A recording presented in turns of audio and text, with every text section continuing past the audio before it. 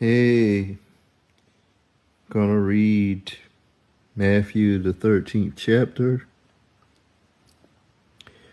On that day, Jesus went out of the house and was sitting by the sea. Such large crowds gathered around him that he got into a boat and sat down while the whole crowd stood on the shore. Then he told them many things in parables, saying, "Consider the sower who went out to sow. As he sowed, some seed fell along the path, and birds came and devoured them. Other seed fell on rocky ground where it didn't have much soil, and it grew up quickly since the soil wasn't deep. But when the sun came up, it was scorched, and since it had no root, it withered away. Other seed fell among thorns, and the thorns came up and choked it. Still other seed fell on good ground and produced fruit, some 100, some 60, and some 30 times what was sown. Let anyone who has ears listen."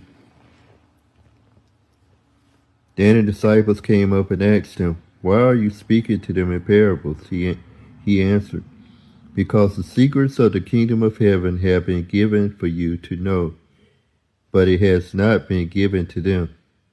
For whoever has, more will be given to him, and he will have more than enough. But whoever does not have, even what he has will be taken away from him. That is why I speak to them in parables, because looking they do not see, and hearing they do not listen or understand. Isaiah's prophecy is fulfilled in them, which says, 'You will listen and listen, but never understand. You will look and look and never perceive, for this people's heart has grown callous.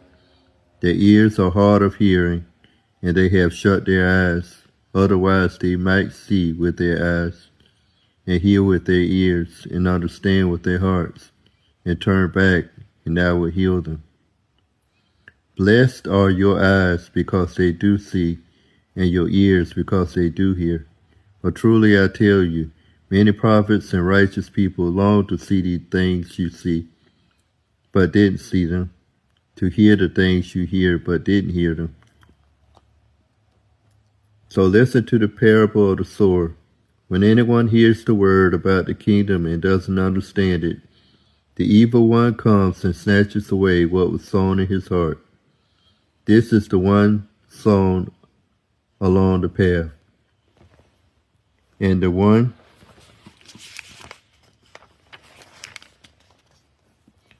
sown on rocky ground, this is the one who hears the word and immediately receives it with joy. But he has no root and is short-lived. When distress or persecution comes because of the word, immediately he falls away. Now the one sown among the thorns, this is one who hears the word, but the worries of this age and the deceitfulness of wealth choke the word, and it becomes unfruitful. But the one sown on good ground, this is one who hears and understands the word, who does produce fruit and yields, some 100, some 60, some 30 times what was sown." He presented another parable to them.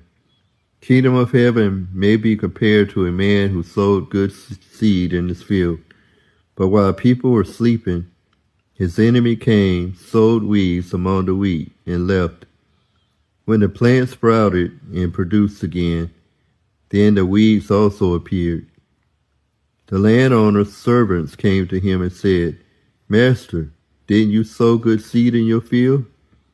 Then where did the weeds come from?" "An enemy did this," he told them. "So do you want us to go and pull them up?" The servants asked him. "No," he said. "When you pull up the weeds, you might also uproot the weed with them. Let both grow together until the harvest. At harvest time, I'll tell the reapers, gather the weeds first and tie them in the bundles to burn them, but collect the wheat in my barn. He presented another parable to them. The kingdom of heaven is like a mustard seed that a man took and sowed in his field. It's the smallest of all the seeds, but when grown, it's taller than the garden plants and becomes a tree, so that the birds of the sky come and nest in its branches. He told them another parable. The kingdom of heaven is like leaven that a woman took and mixed into 50 pounds of flour until all of it was leavened. Jesus told the crowds all these things in parables, and he did not tell them anything without a parable, so that what was spoken through the prophet might be fulfilled. I will open my mouth in parables. I will declare things kept secret from the foundation of the world. Then he left the crowds and went into the house. His disciples approached him and said, "Explain to us the parable of the weeds in the field."